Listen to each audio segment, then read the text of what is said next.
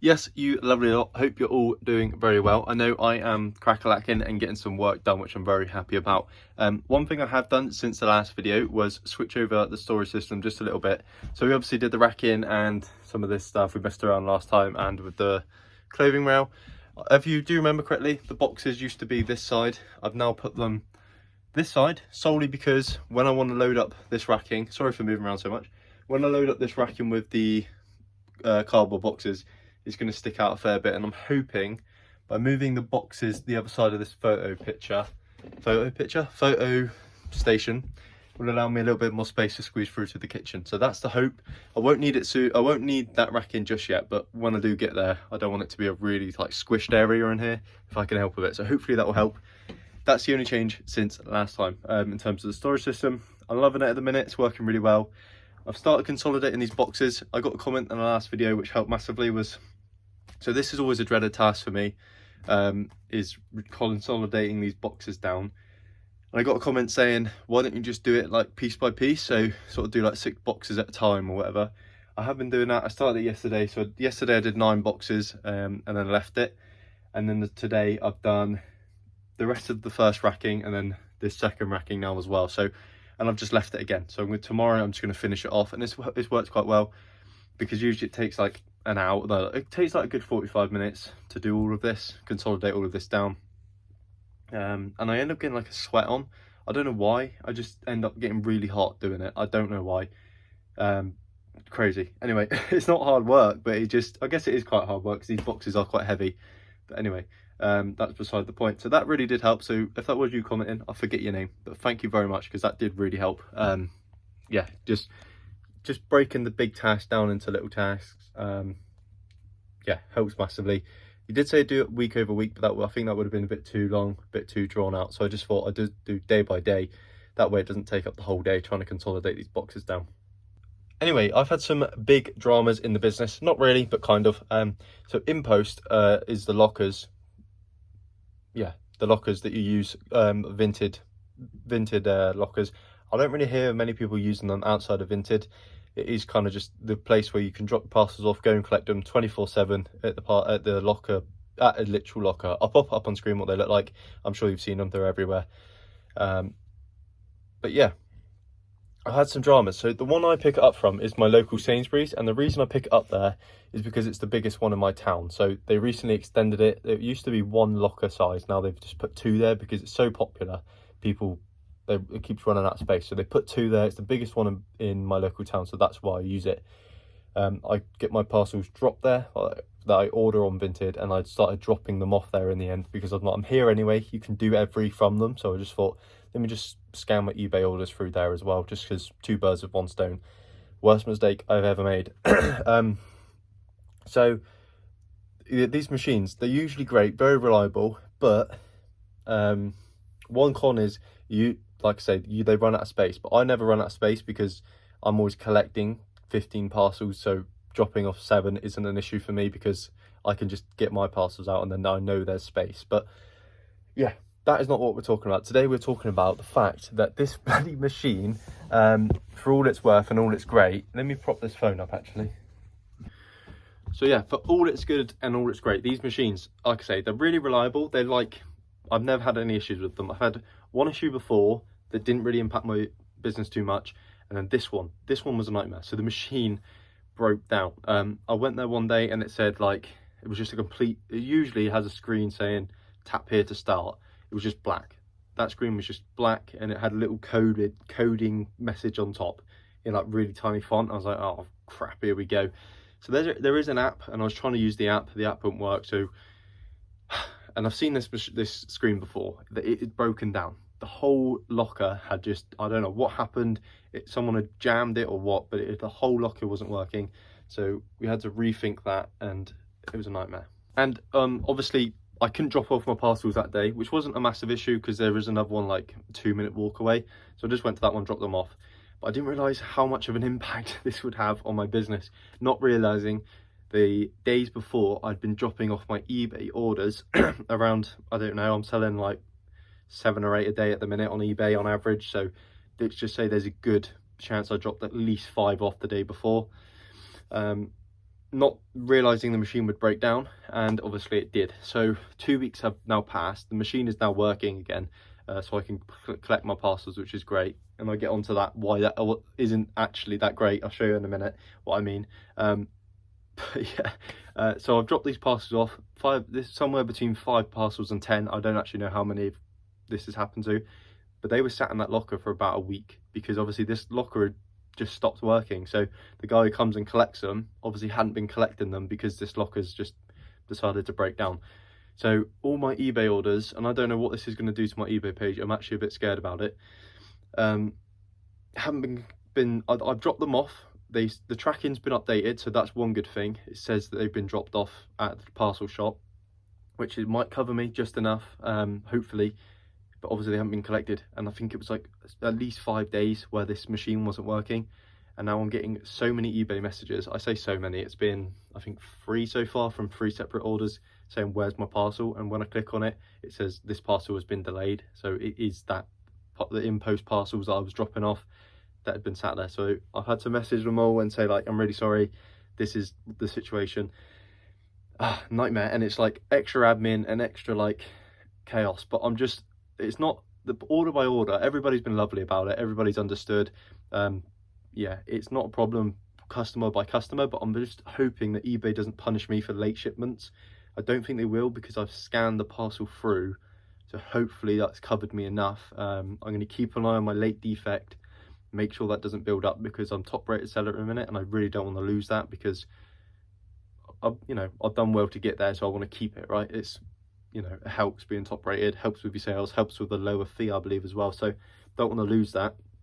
So I'm just hoping and praying that doesn't impact my late shipments. It shouldn't, but I'm really hoping it doesn't. I might end up with a couple negative feedbacks, which I can try and fight, but you know what that's like, it's a nightmare, which will be upsetting because I'm on 100% at the minute. So anyway, that is the drama. It's an absolute nightmare. It can't really be helped. I mean, lesson learned, I won't be dropping any more eBay parcels off there. But it's also caused another issue for us. So obviously, like I say, I get not all of them, sorry, I get a lot of my Vinted parcels dropped there, because you get the shipping a little bit cheaper. It only works out like 50p cheaper, but if you work that over hundreds and hundreds of items, it does add up. So I get all my parcels dropped there as well, and obviously not getting the parcels through was a little bit squeaky bum time, because I was like, crap, what am I going to list? But luckily we just about scraped through with some of the washing that I've showed you in previous videos that we had to do. So we just about scraped through that week with what we already had, luckily.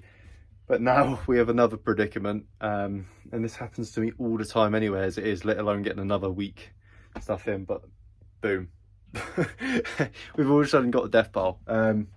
We shouldn't have, but because it's all come at once, I guess we would have anyway, because the washing would have been done. Yeah, but anyway, we've ended up with, I don't know how many items down there, a massive bag full there, and this is a pile of all that loose stuff is 12 items that I'm going to photograph for tomorrow, and then underneath is a full IKEA bag full of stuff as well. So it has caused some issues for that as well. I hate having a pile like that, especially in this small unit. It is a nightmare. I can never keep on top of this place. The second I clean it, like I literally clean this whole place on, I can't remember what day it was now, maybe Tuesday, Monday maybe. And it's already a mess again. It's really annoying. I think I'm just messy. I think I'm just a scruffy, messy person. I don't clean up after myself. I don't clean as I go. So I just work for a couple of days and then all of a sudden it's messy again. But yeah, it's not the end of the world. All that stuff, like I say, all the loose stuff there will be gone by the end of the day. That'll be not listed, sorry, but photographed, ready to be listed tomorrow.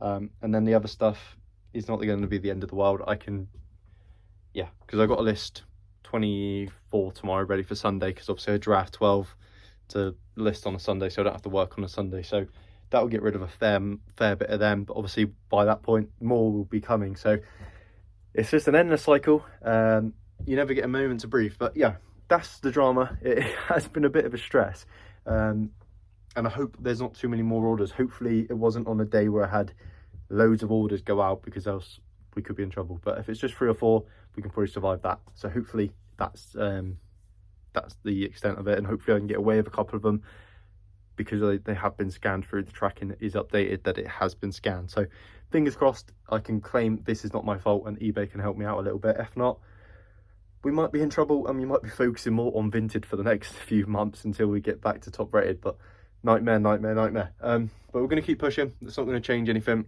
We're going to keep rocking and rolling. Let's get onto these orders, because we have got a few going out. Not a massive amount, but we will get onto them right now. Also, whilst I've got the laptop out, I've just realised, because obviously I made 2 videos ago, I think this was. I made a video called My 90-Day Total Was Plummeting or something like that. And I've just looked, and my 90-day total is up 18.7% from the last month. Yeah, sorry, not my 90. This is my 31-day total, I guess, is up 18.7. So we're sort of slowly picking up again, which is really nice to see, to be honest. So yeah, happy days there. Very happy with that. We're now up to you can see it there, 4,573 for the 30-day total, which is very nice. I'm glad to see that going back up again, because like I say, it is a point of pride, so very happy to see that. So it's currently Friday for me, but middle of the week has been really slow. It always is. Like, my eBay is consistently inconsistent in terms of sales per day. Hopefully that makes sense. I sort of like get a lot of sales at the start of the week, and then a lot of sales at the end of the week, and then nothing in between that. It just seems to like completely jump off a cliff in the middle of the week. Probably because most people work, but don't know what's going on with this camera. I have a tripod. Why am I not using my tripod? Hang on. There we go, that's better. I don't know why I'm trying to balance a phone. I've literally bought myself a tripod so I don't have to do that. But yeah, like I said, my eBay consistently inconsistent. I don't know if anyone else experiences that, or you kind of get even sales, but it's a bit frustrating, because obviously if your sales are fluctuating, your money's fluctuating each day, sorry, and you don't know how much you're gonna get each day. It's just a bit frustrating, but yeah, it's not the end of the world. It does sort of work out to all be the averages. It all washes out in the wash. Is that the right saying? I don't know.